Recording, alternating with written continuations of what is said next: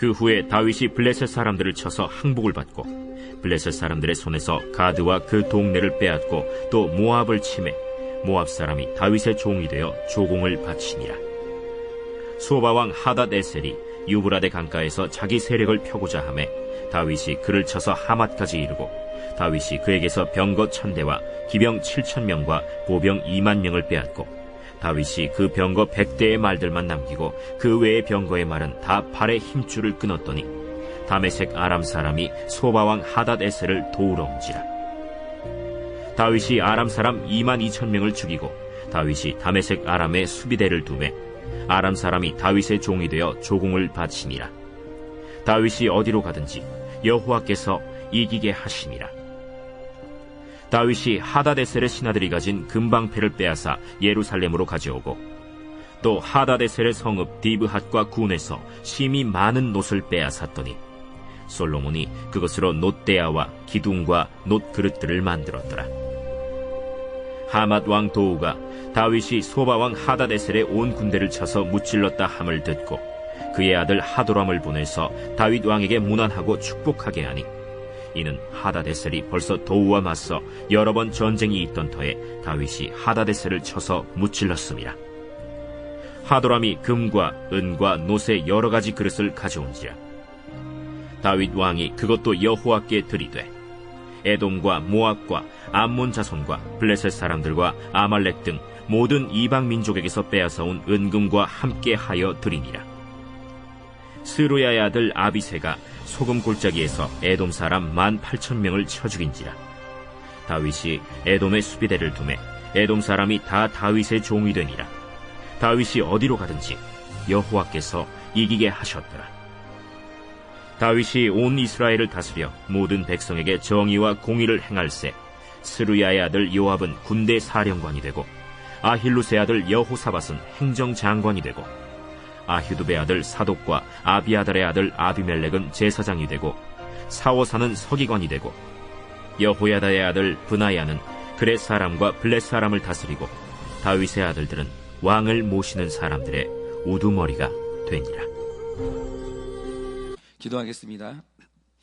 하나님, 오늘도 이 아침에 정말 날마다 전쟁을 살아가는 우리가 또다시 새로운 전쟁을 들어가기 전에 주님께 나와 기도하며 매어 달립니다.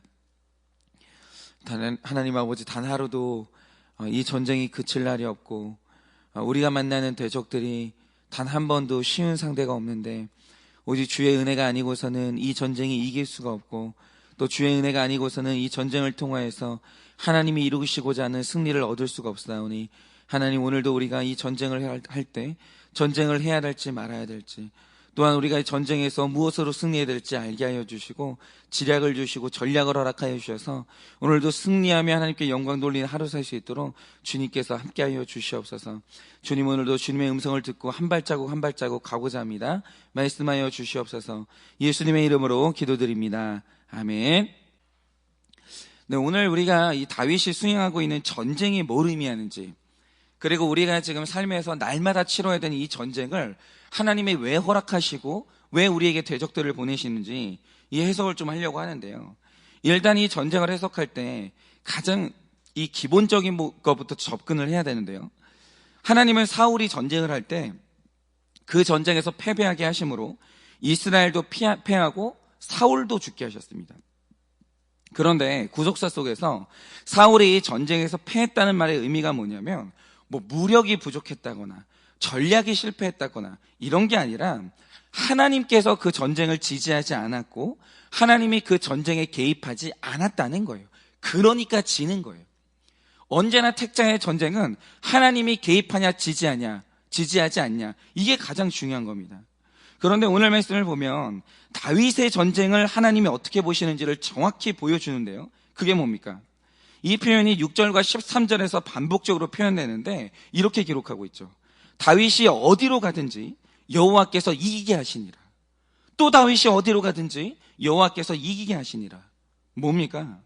지금 사울과 다르게 다윗이 벌이는 전쟁은 하나님이 허락하신 전쟁이고 하나님이 기뻐하는 전쟁이기 때문에 하나님이 승리하게 하셨다라는 거예요. 하나님이 기뻐하시면 승리하게 하신다라는 거죠.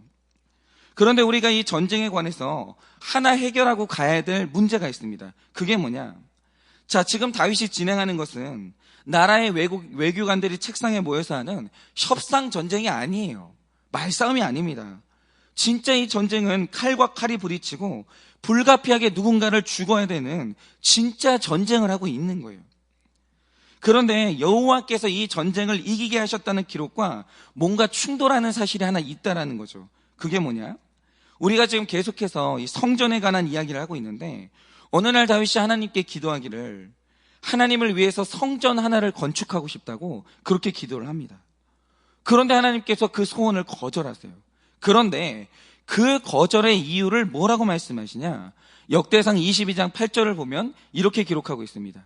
너는 피를 심히 많이 흘렸고 크게 전쟁하였느니라. 내가 내 앞에서 땅에 피를 많이 흘렸은즉 내 이름을 위하여 성전을 건축하지 못하리라. 이렇게 말씀하십니다. 그러니까 보세요. 오늘 말씀은 분명히 이 전쟁이 하나님이 이기게 하신 전쟁이라고 하면서 다윗의 전쟁은 하나님이 지시하신 전쟁이라고 분명히 말하고 있거든요. 이 전쟁은 하나님이 기뻐하시는 전쟁이었어요. 그런데 다른 한편에서는 말하기를 다윗이 전쟁에서 피를 많이 흘렸기 때문에 그는 성전을 건축할 수 없다, 이렇게 말한다는 거죠. 그러면서 마치 하나님은 이 전쟁을 정죄하시는 것처럼 얘기를 한단 말입니다. 그러면 도대체 우리가 이 전쟁을 어떻게 해석해야 되는가? 도대체 전쟁을 하란 말인가 말란 말인가? 전쟁을 하나님이 기뻐하시는가 기뻐하지 않는다는 말인가? 그런데 앞으로도 우리가 성경 말씀을 해석해 나갈 때 원칙이 하나 있습니다. 그 원칙이 뭐냐? 언제나 뜻이 혼란스러운 말씀은 뜻이 선명한 말씀으로 해석해야 된다는 게 성경 해석의 원칙이라는 거예요. 그러면 일단 이 다윗의 전쟁에 대해서 명쾌하게 드러나는 사실이 뭡니까? 오늘 6절과 13절 말씀처럼 이 전쟁은 하나님이 이기게 하신 전쟁이라는 거예요. 이 전쟁은 다윗이 하나님께 묻지도 않고 한 전쟁이 아니고 하나님이 기뻐하시고 지지하는 전쟁이었다라는 겁니다. 이 전쟁은 있을 수도 있고 없을 수도 있는 그런 전쟁이 아니에요. 반드시 했어야 되는 전쟁이 맞습니다. 만약에 이 전쟁을 놓고 하나님이 허락하지 않았다면 애초에 다윗은 이 전쟁 자체를 안 했을 거예요. 그런데 왜 한편으로 하나님은 이 전쟁 때문에 너는 성전을 건축할 수 없다, 이렇게 말씀하시냐 이거예요. 이건 다윗이 한 전쟁이 악한 전쟁이라 성전 건축할 자격을 얻지 못한 게 아니라 이것은 순서의 문제라는 거예요. 이 말 뜻이 뭐냐? 말하자면 이런 거죠. 우리 신앙의 선배들이 종종 이야기하시는 게 뭐냐면 신앙의 가문을 세울 때 각 세대마다 맡은 역할이 다르다고 이야기를 합니다. 그게 뭐냐? 일단 신앙의 1세대는 씨를 뿌리는 역할이래요. 그리고 제가 이게 한두 분에게 얘기를 들은 게 아니에요. 굉장히 여러분들이 얘기하는 게 뭐냐면 신앙의 1세대는 씨를 뿌리는 역할이에요.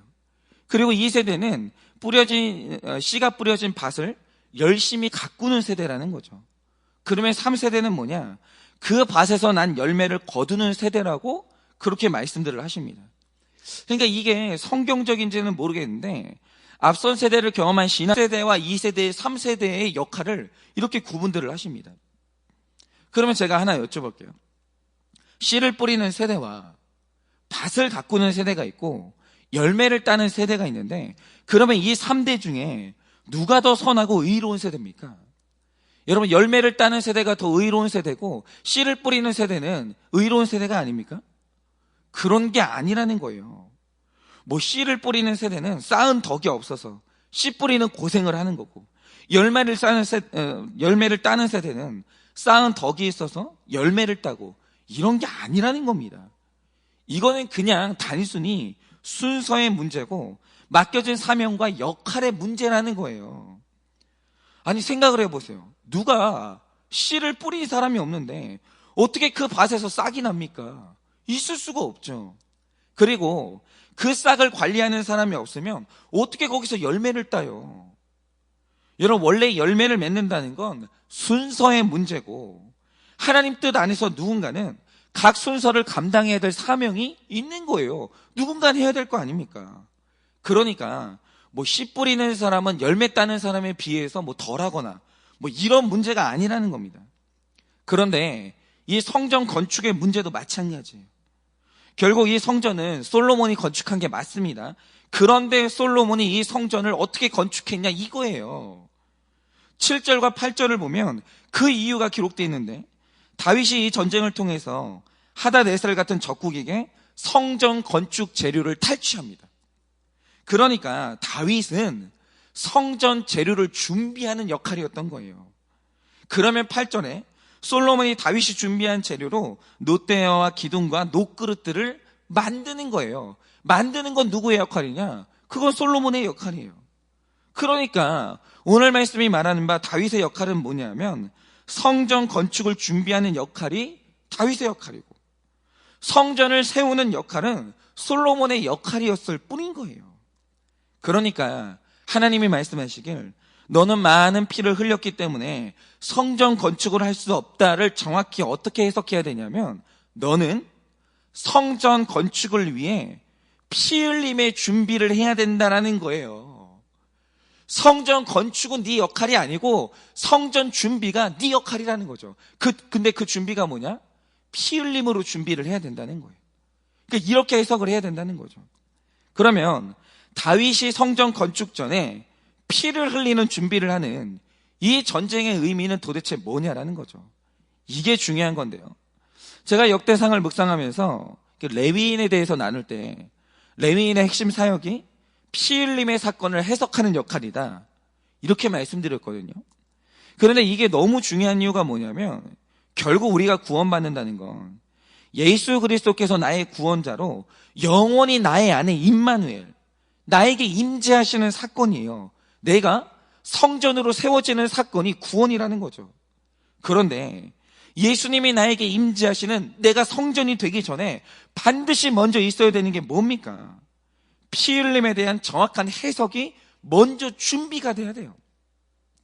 도대체 피 흘림의 의미가 뭔지, 역할이 뭔지, 어떻게 하면 내가 깨끗해질 수 있는지, 이게 해석이 돼야 된다는 거죠. 그러니까 예수님이 오늘 십자가 위에서 피 흘리고 죽으셨어요.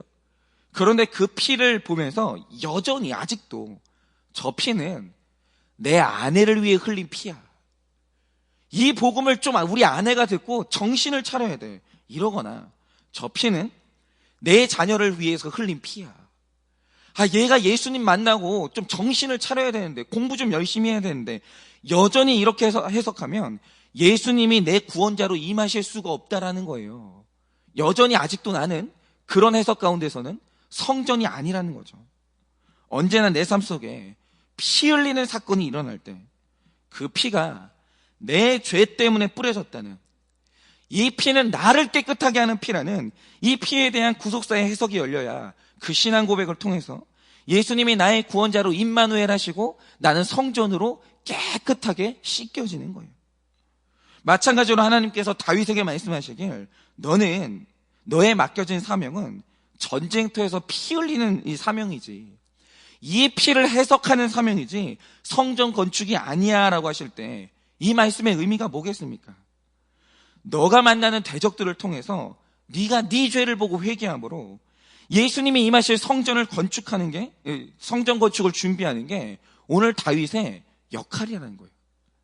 다윗이 회개하지 않으면 솔로몬의 때는 성전 건축이 안 되는 거예요. 마찬가지로 부모 때의 이 집안에 해석의 문화를 뿌려놓지 않으면 다음 세대에 성전 건축이 안 되는 거예요. 그러니까 오늘 말씀에서 다윗이 어디를 가든지 여호와께서 이기게 하셨다라고 할 때 이 말의 뜻이 뭐냐면, 다윗이 이 전쟁의 의미를 정확히 파악하고 마침내 내 회개를 이루는 데 성공을 했다라는 거예요. 어떤 전쟁을 하든지 그 끝에는 다윗이 자기의 회개를 이뤘다, 이 말 뜻입니다. 이게 실제로 그런 게요, 다윗이 수많은 전쟁에서 이기는 경험을 하는데 신기한 게 뭐냐, 이 전쟁의 결과로 늘 죽는 게 누군지 아십니까? 상대방이 죽는 게 아니라 다윗의 죄가 죽는 거예요. 전쟁 하나 치를 때마다 다윗이 성화로 나아가는 거예요. 늘 전쟁 하나 끝나면 그의 교만이 죽고, 전쟁 하나 끝나면 그의 음란이 죽고, 전쟁 하나 끝나면 그의 쓴뿌리가 죽는 거예요. 그러니까 이상하죠. 불택자는 전쟁에서 승리하면 늘 상대방이 죽어요. 나의 교만은 늘 강화가 되는 거예요. 그런데 택자는 전쟁을 하나 치를 때마다 내 안에 악이 죽고 내 안에 의로움이 사는 거예요.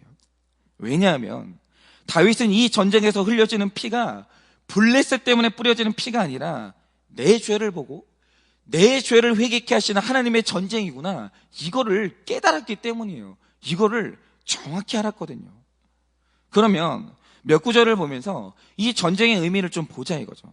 1절을 보시면 다윗이 블레셋 사람들을 쳐서 항복을 받고 블레셋 사람들의 손에서 가드와 그 동네를 뺏었다고 합니다. 그런데 오늘 문장의 순서를 보면 가드라는 지역이 블레셋의 핵심이 있고 여기 하나가 무너지니까 나머지 동네들은 고구마 줄기 따라오듯이 자연스럽게 접수가 됐다라는 거예요. 그러니까 오늘 블레셋에게 있어서 이 가드가 모든 동네에 영향력을 미치는 핵심적인 성이었다는 거죠. 그런데 오늘 구속사적으로 보면 이 가드의 의미가 참 재밌어요. 이 사무엘하 8장을 보면 이 가드를 다른 이름으로 부르는데 그게 메덱 암마라는 명칭이거든요. 그런데 역사적으로 보면 이 메덱 암마에 누가 살았냐? 거인 족속이죠. 아낙 자손이 살았는데 여호수아가 정복 전쟁을 할 때도 이 지역은 결국 손에 넣지를 못해요. 이 거인들을 쓰러뜨리지 못합니다. 그런데 한번 잘 생각을 해보세요. 메덱 암마의 거인들이 살면서 주변 동네에 강력한 영향력을 미쳤는데 마찬가지로 한 인간의 인생에서 메덱 암마의 거인처럼 거대한 영향력을 행사하는 존재가 누굽니까? 절묘하게도 이 메덱 암마의 뜻이 뭐냐면 어머니의 권위, 모성애의 굴레예요. 그러니까 한 인간의 인생에서 가장 강력한 영향력을 발휘하는 거인이 누구냐고 하면 그게 바로 어머니의 모성애예요. 이거만큼 거대하고 강력한 영향력은 없는 거예요.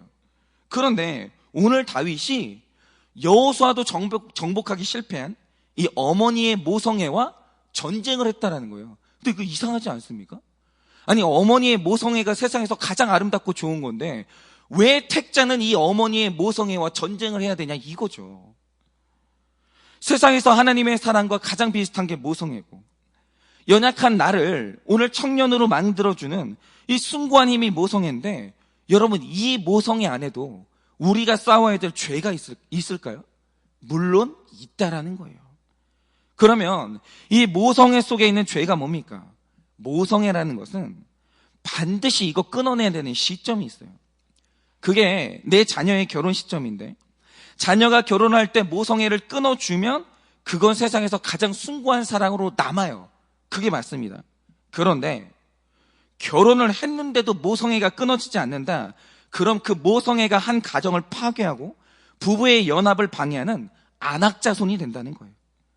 제가 얼마 전에 이 부부 상담 프로그램을 보는데 거기에 이혼소송 전문 변호사가 나온 거예요. 그런데 이분이 맡았던 한 부부의 이혼 사례를 말해주는데 한 신혼부부가 결혼을 했습니다. 그런데 남편이 집을 얻으면서 우리 엄마 집 근처로 이사를 가자 이러더라는 거예요.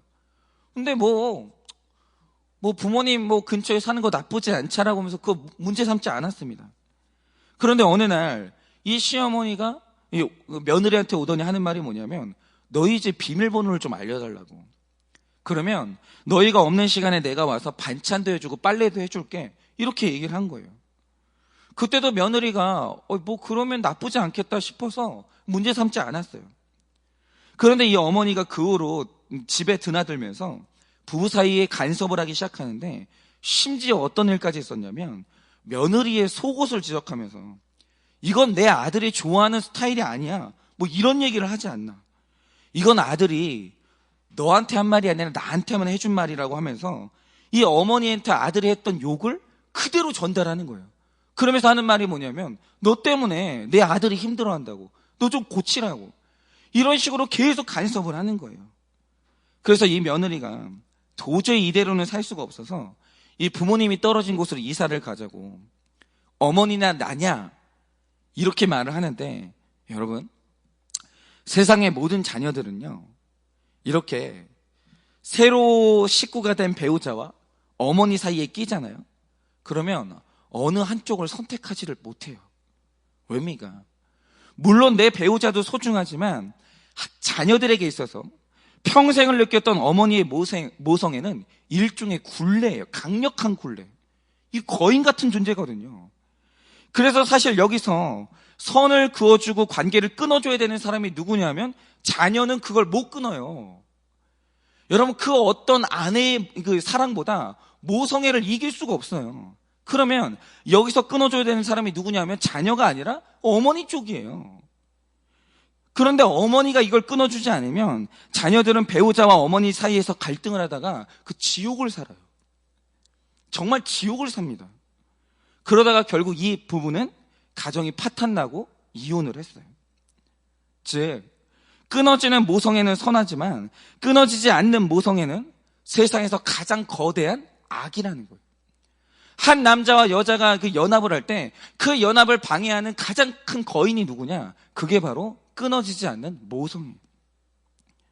그런데 다윗은 이 어머니의 모성애라는 굴레에서 벗어나지 못하고 일평생을 애정결핍에 괴로워하면서 음란에 빠져 살았어요. 그런데 다윗은 이 모성애 속에 숨겨진 죄를 보고 그것과 싸워서 결국 모성애의 굴레에서 벗어나는 승리를 거둔 거예요. 그러니까 여호수아는 이 전쟁에서 승리하지 못했거든요. 안악자손을 이기지 못합니다. 그런 다윗이 마침내 이 전쟁에서 승리해서 모성애의 굴레를 끊어내는 거예요. 그리고 2절을 보면 다윗이 모압을 쳤다라고 하는데 여러분, 이것도 대단한 게요. 구속사 속에서 모압은 언제나 택자를 끌어당기는 매력이 있는 땅이에요. 왜 그런지는 모르겠는데 늘 택자는 모압으로 끌려가요. 그래서 베들레헴에 살던 나오미가 그 땅을 떠나 이민을 간 곳이 어디였냐? 그게 바로 모압이었어요. 그리고 다윗이 사울에게 쫓길 때 그 가족의 도망을 가서 안식처로 삼았던 곳이 어디냐? 그것도 또 모압이에요. 그러니까 모압은 분명한 게 뭐냐면 불신자가 맞아요. 불신자는 불신자인데 너무 매력 있는 불신자가 누구냐? 그게 바로 모압이에요. 그래서 누구나 미혹되는 불신자가 이 모압 땅인데 이걸 분별하지 못하고 거기에 머물게 된다. 모압 땅과 연합을 하게 된다. 그러면 나오미가 남편과 두 아들을 잃었듯이 생명과 구원을 잃게 되는 치명적인 땅이 바로 모압 땅이에요. 그런데 우리 주변에 여러분 신자보다 훨씬 더 매력 있는 불신자가 너무 많아요. 그래서 나오미도 이걸 분별하지 못해서 얼마나 큰 희생을 치르고 그 땅을 빠져나온지 모릅니다. 그런데 또 그 땅을 분별하고 끊어내면 며느리 룻이라는 열매를 얻게 됐는데 오늘 다윗이 이걸 분별하는 거예요. 한때 이 다윗이요, 모압 땅에 우리 아버지 어머니가 머물렀었거든요. 위기의 때에 자기도 여기에 잠깐 의탁을 했었거든요. 그런데 오늘 다윗이 너무나 매력 있는 불신 애인 같은 모압, 너무나 유능한 것 같은 나에게 돈을 벌어줄 것 같은 불신 동업자를 분별하고 그것과 끊어내는 전쟁을 해서 마침내 승리를 했고 심지어는 거기서 조공을 받게 됐다라는 거예요. 그의 이 사람이 알아보는 이 안목이 좀 더 이제 성장을 했다는 거죠. 그리고 이후에 나오는 모든 전쟁이 바로 이런 거예요. 그러니까 오늘 우리 안에 예수님이 임재하시는 성전이 건축돼야 되는데 그 전에 반드시 있어야 될 이 준비가 뭡니까? 내 삶에 숨어있는 죄와의 전쟁이 있어야 된다는 거예요. 이 피 흘림 속에서 내가 끊어내고 내가 회개해야 될 것이 보이고 승리를 해야 된다는 거예요. 그래서 이 전쟁에서 마침내 피 흘리고 죽어야 될 사람이 누군가? 그것은 바로 나예요. 내 죄가 죽어야 되는 거예요. 그러니까 이 전쟁을 통해서 분별할 것은 분별하고 끊어야 될 것은 끊고 품어야 될 것은 품는 힘든 적용과 피 흘리는 회개로 말미암아 하나님의 능력으로 승리할 때 바로 그 승리의 자리 위에 하나님이 임하시는 영의 성전이 세워지는 거예요. 그러니까 여러분, 우리 신자들의 삶 가운데 영적 전쟁은 피할 수가 없어요. 이건 있어야 되는 거예요. 그런데 우리의 영적 전쟁의 현장이 어딘가? 어디에나 있어요. 아니 설마 어머니의 모성애 안에 내가 싸워야 될 죄가 있다라고 누가 생각하겠습니까? 아무도 생각할 수가 없죠. 그런데 모든 자녀들은요, 이 어머니의 모성애와 끊어내는 이 전쟁을 일평생 해야 돼요. 그렇지 않으면 영적 가정, 신가정이라는 이 영적 선전은요, 세워질 수가 없는 겁니다. 여러분, 오늘 내 마음과 우리 가정에 예수님이 오셔야 되는데 그 전에 있어야 될 전쟁이 무엇입니까? 내가 오늘 분별해야 될 게 무엇이고, 끊어야 될 것은 무엇이고, 품어야 될 것은 무엇이고, 용서해야 될 것은 뭐냐라는 거죠. 여러분, 오늘도 우리가 하루 동안 또 전쟁을 해야 될 것입니다. 내 삶 가운데 숨겨진 이 악의 세력들과 전쟁을 해야 될 것인데, 이 전쟁에서 피 흘리는 회개를 통해 반드시 승리를 하시기를 바랍니다. 그래서 하나님이 거하실 영의 성전이 우리 각자의 마음과 우리 가정과 나의 일터에 건축되기를 예수님의 이름으로 축원을 드립니다.